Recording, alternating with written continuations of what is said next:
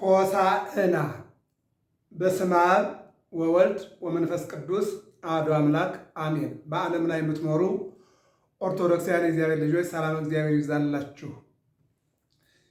የ2018 ዓመተ ምህረት አብይ ጾምን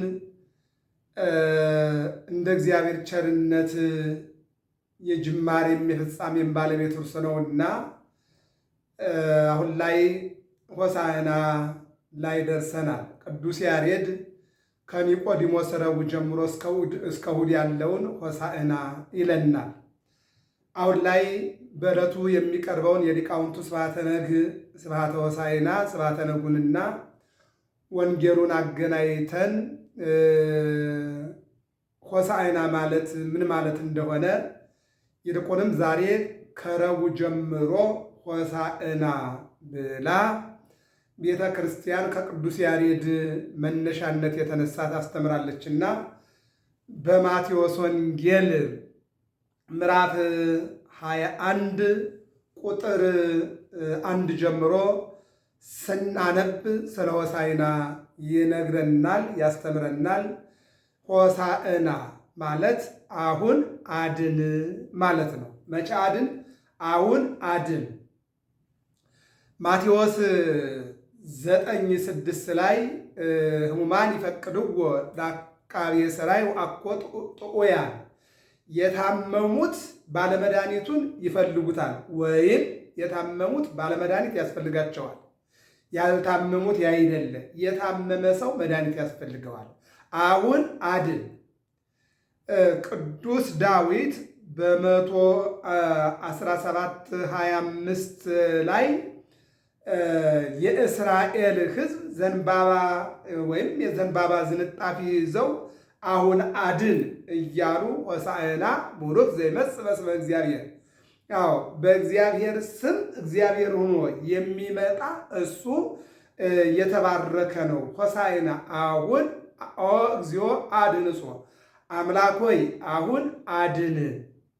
በመዝሙር 118 119 ላይ 18 ላይ ኦ እግዚኦ አድንሶ፣ አምላክ ሆይ አሁን አድን እያለ መጽሐፍ ቅዱስ ሲናገር እንሰማለን።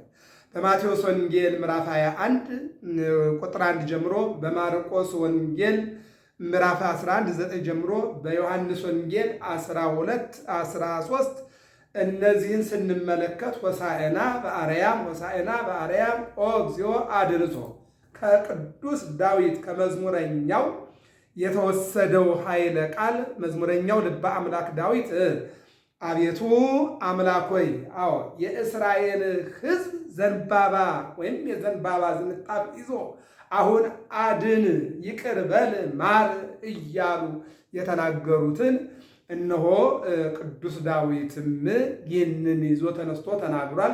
ከቅዱስ ዳዊት ደግሞ ወንጌላውያን አራቱም ወንጌላውያን አሁን አድን አሁን አድን እያሉ በድግምግሞች ሲናገሩ እንሰማቸዋለን። በመሰረቱ ግን መዳን ማለት ምንድን ነው? አድን ማለት ምንድን ነው? አዎ ኦሪት ዘፍጥረት ምዕራፍ 2 ቁጥር 7 ላይ እግዚአብሔር አዳምን ፈጠረው። ከፈጠረው በኋላ 4 መሰረታዊ ስጦታ ሰጠው። ልብስ፣ ምግብ፣ መጠለያ፣ ኦክስጅን፣ አየር። ወአንበሮ ውስተ ገነት፣ በገነት አስቀመጠው። ወተከለ ሰለስተ ዕፀ ሕይወት በዲበ ምድር፣ በገነት 3 እጽዋትን ተከለ። ዕፀ ወይን በወይን ጀርባ ያለውን ብላ። ዕፀ ሕይወት 1000 ዘመን በኋላ ትበላለህ፣ ጠብቃት። ዕፀ በለስ እንዳትበላ፣ እንዳታያት፣ እንዳትቆርጣት። ዕፀ በለስን በበላ ጊዜ የሞት ሞት ትሞታለህ። ለአዳም የምትረዳው ሔዋንን ከአጽሙ አውጥቶ ሰጠው። አዳምም ዛቲ አጽም ማጽሜ የተኮነኒ ብእሲተ፣ ይቺ አጥንት ከራሴ ናትና ሚስት ትሁነኝ ብሎ የራሱ አደረጋት። ጉዟቸው ጀመሩ። እንደረ 7 ዓመት አለው አዳም ትእዛዘ እግዚአብሔር። 7 ዓመት ሲሆናቸው ሰይጣን ከክብሩ ወርዶ ከወንበሩ ወርዶ ተዋርዶ ነበርና ወደ ወንበሩ መመለስና ወደ ብርሃናዊ መላክነቱ መመለስ ባይችል ሳጥናኤል እነሆ አዳምን ከዛ ከ100ኛ አዎ እነሆ ወንበር ላይ ለማውረድ 7 ዓመት ታገለው። ወደ ወንበሩ መመለስ እንደማይችል ያውቃል። ነገር ግን ወንበሩ ላይ ያለውን አዳምን ለማውረድ 7 ዓመት ታገለው። ዛሬም በሕይወታችን ላይ ብዙ ነገሮችን እናያለን። ሰዎች የእኛን ዕድል የእኛን ድርሻ ማግኘት ባይችሉ እኛን ከክብር ለማውረድ፣ እኛን ከማንነት ለማውረድ፣ እኛን ከጸጋ ለማውረድ የማይጥሩ የሉም። ይህ በሕይወታችን የምናየው ነውና ስለዚህ ሰይጣን በአዳም ወንበር መቀመጥ ባይችል አዳምን ለማውረድ 7 ዓመት ጣረ። በ7 ዓመቱ እነሆ በሔዋን ምክንያት በለስን በልታ አዳምን በማብላቷ እነሆ የሰው ልጅ ከክብሩ ወረደ። ከዚህ ሰውረን መድኃኒዓለም ገነትን የሚያክል ቦታ እግዚአብሔርን የሚያክል ጌታ አጣ። ይልቁንም ጸጋው ተገፈፈ። ራቁታቸውን ሆኑ። አዳም ለሔዋን ቅጠል አገለደመላት፣ እሱም አገለደመ። እግዚአብሔር ደግሞ በቅጠሉ ፋንታ ቁርበት አለበሳቸው። 5500 ዘመን ሲፈጸም ከልጅ ልጅ ተወልጄ አድንሃለሁ አለ። ይሄ ነው እንግዲህ አሁን አድን። በምን በገባኸው ቃል ኪዳን እንደ ተስፋ ቃልህ አሁን አድን። አሁን ህመም በማን መጣ? በሰው ልጅ። መድኃኒት ማን ሆነ? እግዚአብሔር። ህመም እንዴት መጣ? በሽታ እንዴት መጣ? የሰው ልጅ የእግዚአብሔርን ሕግ ባለመጠበቁ፣ የእግዚአብሔርን ሕግ በማፍረሱ፣ አትብላ የተባለውን በመብላቱ አሁን ላይ ትናንት ሞት፣ ህማም፣ መከራ የመጣው አትብላ ተብሎ ነው። አሁን ላይ ደግሞ ብሉ ነው። በልታችሁ ዳኑ። ያልበላ አይድንም። የትናንቱን እነሆ ቅጠል አትብሉ ተብሎ የሰው ልጅ ቅጠል በልቶ ሞቷል፣ ታሟል፣ መከራ አግኝቶታል። አሁን ላይ ደግሞ እነሆ ክርስቶስ ሥጋዬን ብሉ ደሜን ጠጡ ዳኑ እያለ ነውና ሥጋውን በልተን ደሙን ጠጥተን እንድንድን እግዚአብሔር ይርዳን። አንዳንድ ጥቅሶችን እስኪ እንመልከት። መዝሙረኛው ልበ አምላክ ዳዊት በመዝሙር 28 ቁጥር 9 ላይ ሕዝብህን አድን፣ ርስትህን ባርክ፣ ጠብቃቸው ይላል። እግዚአብሔር አምላክ የድንግል ማርያም የአስራት ሀገር የሆነችው ኢትዮጵያንና ሕዝበ እግዚአብሔር እንዲጠብቅልን መልካም ፈቃዱ ይሆንልን። ይህን ያለው ዳዊት ምን አለ? ሕዝብህን አድን፣ ርስትህን ባርክ። የሁላችን ጸሎት ሊሆን ያስፈልጋል። መዝሙር 50 ቁጥር 15 በመከራ ቀን ጥራኝ አድንሃለሁ። ከዚህ የበለጠ መከራ አለ? በዚህ ጊዜ እግዚአብሔር ልንጠራ ያስፈልጋል። ዳዊት ምንድነው ያለው? ሰው በጸዋይ ህወለ እግዚአብሔር ሰማኒ ጽድቄ፣ እግዚአብሔርን አንድም የጽድቄን አምላክ በጠራሁት ጊዜ በመከራዬ ጊዜ ጠራሁት እርሱም ደረሰልኝ ይላልና እንድንጠራው እርሱም እንዲደርስልን የአምላካችን የእግዚአብሔር መልካም ፈቃዱ ይሆንልን። ይቀጥልና ምን ይላል? መዝሙር 64 1 ላይ በቀኝህ አድን። በቀኝ የአብ ቀኝ ክንዱ ወልድ ነው።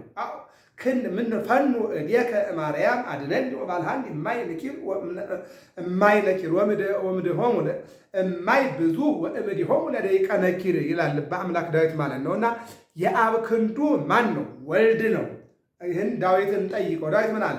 ፈኑ እዴከ ክንድህን ላክ አድነን። ዛሬ ምንድን ነው ይሄ ክንድ? ወርዶ ነው ከዛ ተጭቃ የሚያነሳው የወልድ መወለድ እንዘ ኢየዐርቅ እምነበስባቱ ከክብሩ ሳይወድል ከፈጣሪነቱ ከአምላክነቱ ሳይቀንስ ውስተ ማኅፀነ ድንግል ሀደረ ቃል በድንግል ማርያም ማኅፀን አደረ፣ ሰው ሆነ፣ ተወለደ።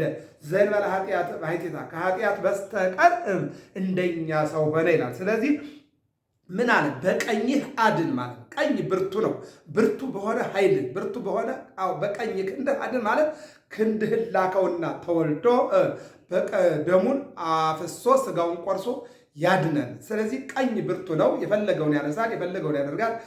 ልጅ ሞትንም ትንሣኤንም እድገትንም ገንዘብ ማዳንን ያደረገው ልጅ ክንድህን ላክና አድነን አለ ልበ አምላክ ዳዊት። ኤርምያስ 39:7 ላይ ደግሞ በዚያ ቀን አድንሃለሁ አለ። መቼ? ቀራንዮ መጋቢት 27 ቀን ተሰቅሎ እንደሚያድን ሲናገር በኤርምያስ በነቢዩ ላይ አድሮ ምን አለ? በዚያን ቀን አድንሃለሁ አለ። በነገራችን ላይ ዳዊት ክንድህን ላክ አለ፣ ተናገረ።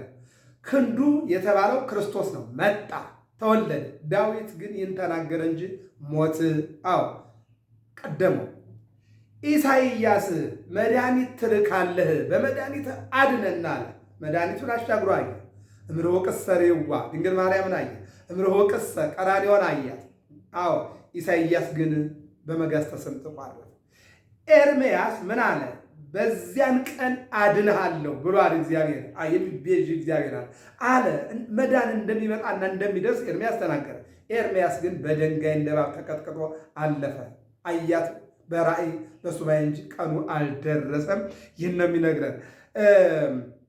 ወደዚህ ወደ ሐዲስ ኪዳን ስንመጣ ደግሞ ጌታችን መድኃኒታችን ኢየሱስ ክርስቶስ ዓለምን ለማዳን በመጣ ጊዜና ወደ መስቀል በወጣ ጊዜ ሰዎች ይናገሩት የነበረው ቋንቋ ዓለምን አድናለሁ፣ ዓለምን ያድናል፣ የዓለም ተስፋ ነው፣ የዓለም ቤዛ ነው ስትባል የነበርከ አንተ የማርቆስ ወንጌል ምዕራፍ 15 ቁጥር 30 ላይ ከመስቀል ውረድና ራስህን አድን፣ ዓለምን አድናለሁ የምትል አድን እያሉ ይስቁበት እንደነበረ ማቴዎስ፣ ማርቆስ፣ ሉቃስ፣ ዮሐንስ ሁሉም ይናገራሉ።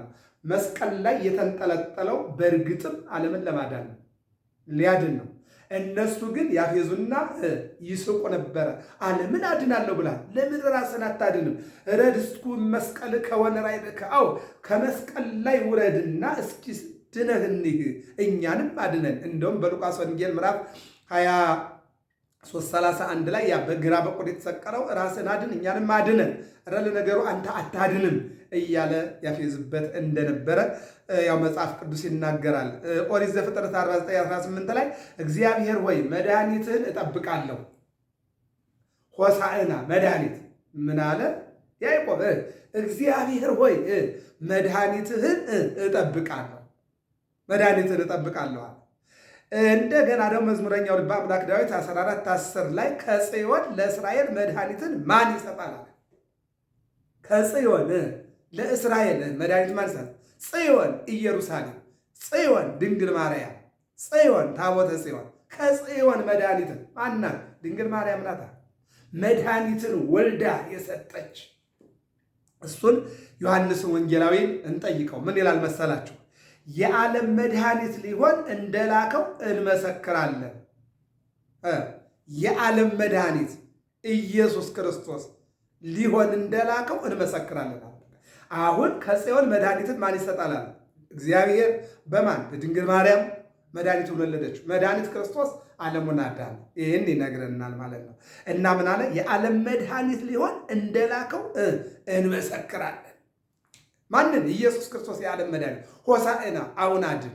ይህን ነው እየነገረን ያለው ማለት ነው። ሌላው መዝሙር 111:9 ላይ መድኃኒትን ለሕዝቡ ሰደደ። መድኃኒትን ለሕዝቡ ሰደደ። ማንን? ኢየሱስ ክርስቶስ። ምንድነው? ጸዋሬ ዜና የምስራች ተናጋሪ ቅዱስ ገብርኤል። አምላክን ጸንሳ የምትወልድ የምታጠባ ደግሞ እመቤታችን ድንግል ማርያም። እመቤታችን የአምላክ እናት እንደሆነች ቅዱስ ገብርኤል መጣ እንዳነገራት እንደ ቅዱስ ገብርኤል ቃል አምላክን ጸንሳ አምላክን ወለደች። እሷ የወለደችው የዓለም መድኃኒት ምንድን ነው? የሉቃስ ወንጌል ምዕራፍ 2 ላይ እንደምናየው አስቀድሞ በመልአኩ እንደተነገረ የወለደችውን ልጅ በ8ኛው ቀን ኢየሱስ አለችው። ኢየሱስ ማለት መድኃኒት ማለት ነው። ለዮሴፍ ምን አለው? ስሙን ኢየሱስ ትለዋለህ፣ መድኃኒት ማለት ነው። ለድንግል ማርያም ቅዱስ ገብርኤል ምን አለ? ትወልጃለሽ፣ ይልቁንም ስሙን ኢየሱስ ትይዋለሽ። ቀጠለ። በ8ኛው ቀን እሷም ምን አለችው? ወሰሜቶ ስሙንም ኢየሱስ አለችው። አስቀድሞ በመልአኩ እንደተነገራት ኢየሱስ አለችው። ኢየሱስ ማለት መድኃኒት፣ መድኃኒዓለም፣ የዓለም መድኃኒት። ይህንን ነው እየተናገረ ያለ። መድኃኒት ለሕዝቡ ሰደደ ይልና ኢሳይያስ 43:3 ላይ ደግሞ እኔ የእስራኤል ቅዱስ አምላክ እግዚአብሔር መድኃኒት ነኝ። የማን? እኔ የእስራኤል ቅዱስ እግዚአብሔር መድኃኒት ነኝ። እኔ የእስራኤል ቅዱስ አምላክህ እግዚአብሔር መድኃኒት ነኝ። ለኢትዮጵያ ብሎም ለዓለም መድኃኒትን እግዚአብሔር ይላክልን። ይህን ነው ኢሳይያስ እኔ የእስራኤል ቅዱስ አምላክህ እግዚአብሔር መድኃኒት ነኝ ያለው ኢሳይያስ መድኃኒቱ ላይ አልደረሰም። ይልቅንም ኢሳይያስ ራሱ በአንድ ወቅት ዖዝያንን መንቀፍ ባለመቻሉ መገሰጽ ባለመቻሉ አፉ በቁስል ተመታ ስላልመሰከረ። ምክንያቱም አንደበት የተሰጠው ሊናገርበት፣ ጆሮ የተሰጠው ሊሰማበት፣ ዓይን የተሰጠው ሊያይበት፣ እጅ የተሰጠው ሊያነሳበት፣ እግር የተሰጠው ሊሄድበት፣ አፍ የተሰጠው መልካሙን ነገር ሊያወራ ነው። ግን በዚህ መመስከር አልቻለም። በኋላ ግን እግዚአብሔር በቁስል መታው። መነፌኑ ህዝቤ እስራኤል ወደ ህዝቤ ማንን ልላክ ሲል መሄድስ እኔ እሄድ ነበር፣ ነገር ግን አፍ የለኝም አለ። ከዚህ ህዝብ መካከል ላይ አፌ የተመታ በሽተኛ ነኝ አለ። ምን ይላል እግዚአብሔር? ከመላእክት ሱራፌል